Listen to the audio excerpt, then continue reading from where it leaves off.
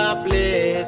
We are smart at what we do to make our world a better place. By the help of God, to make our world a better place. By the help of God, to make our world a better place. Smart do. How are you, student, back at home? Hope you're enjoying the way you are staying at home. Keep safe. Remember to keep safe. So today, I want to go direct to the physics as a subject. So, I want to discuss resistance. Resistance as a whole topic or a whole subtopic on physics. What is resistance? Ask yourself at home, what is a resistor? What is a resistor? Number one, let's try to understand the term, what is a resistor? What is a resistor? I will answer you for today, but next time, can you do something? You are the one who's supposed to answer.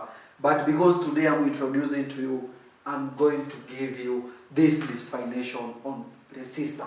What is a resistor? First of all, maybe you have gotten a chance to open your spoiled radio. You're going to see so many things. They look like cylinder form. They look like this. You see them? They look like a cylinder form. You can see them. Now, I hope you have remembered, you have ever seen something near the radio that is spoiled. So this is a resistor, and it is a device that is used to it is used to block more excess or the excessive current, electric current. So, knowing that, let's give you the definition of resistor. Resistor is a device having resistance. Is a device having resistance. It is a device having resistance to the passage of electric current. To the passage of electric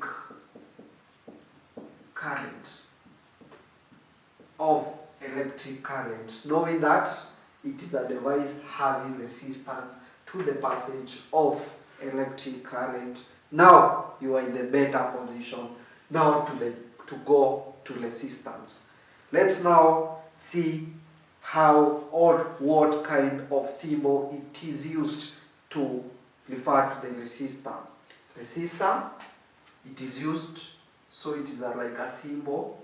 The symbol for a resistor, it is that way.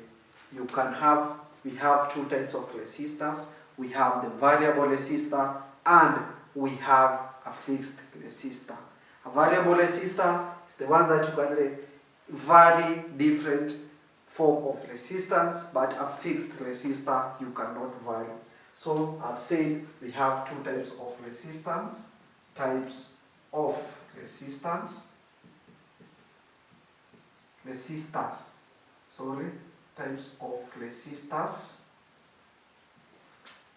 of resistors. Number one, I've said we have fixed resistors, and number two, we have variable resistor. And the difference on the symbols, these are variable, a fixed resistor, and this is it's the same, but here on the variable we have that arrow. So these are variable resistor and these are fixed resistor. Knowing that, we are good to go. The next thing, let's go to the arrangement. What do you understand by the arrangement? You can arrange different kind of resistors in series, or you can arrange them in parallel. So today, I wish we go to the series arrangement. Series arrangement.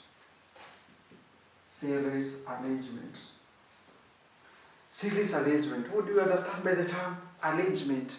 Is to arrange themselves in a certain manner. What do you understand by the term series? If vehicles are going in one lane, we say they are in series arrangement because one is in front of the other one in front of the other, there is that series arrangement. So, for example, we take series arrangement, and then, for example, we take this is the first resistor. We say R1. We connect to the second resistor is equals to R2, and probably we have the third resistor. For today, we have R3, and then they are connected into a 12 volts supply, and then you'll be told, can you calculate, can you find the effective resistance of the circuit? So, in this formula, in this illustration of an example, we are going to say that for us to get the total resistance in series arrangement, I hope I'm clear, in series arrangement, you are going to take the total resistance is equals to, you take R1 plus R2 plus R3 and plus etc. plus etc. So we say the total resistance is equals to R1 plus R2 plus R3 plus. So in your notebook, can you have that formula? It is a very good formula and a very simple formula. RT is equals to R1 plus R2 plus R3. So you just add the way they are. So for example, you can be given a question in an exam. Maybe you take, here you have 4 ohms. We have the second one, 5 ohms. And the next one we have 1.5 ohms. So the SI unit for resistance, I forgot to tell you, the SI unit for resistance is equals to ohms. It's equals to ohms, then into bracket we call it resistance. We say ohms. But don't confuse resistance with resistivity. They are two different things. So you will be given 4 ohms, 5 ohms, and 1.5 ohms. Then you'll be told, can you find the total resistance? So we are going to note that for us to get the total resistance or the effective resistance, we are going to add 4, we add 5, we add 1.5 ohms. And then you get your answer. So it becomes what? So the total resistance is equals to, the R1 is equals to 4 ohms plus this R2 is equals to 5 ohms plus R3 is equals to 1.5 ohms. 1.5 ohms is equals to what? Then you add, this is 4 plus 5 is equals to 9. 9 plus 1.5 is equals to 10.5. Is equals to 10.5 ohms. So, knowing that the total resistance, you add the resistance given in series. Now, I think you have gotten all the marks. Because when I'm marking your answer, because that question you have been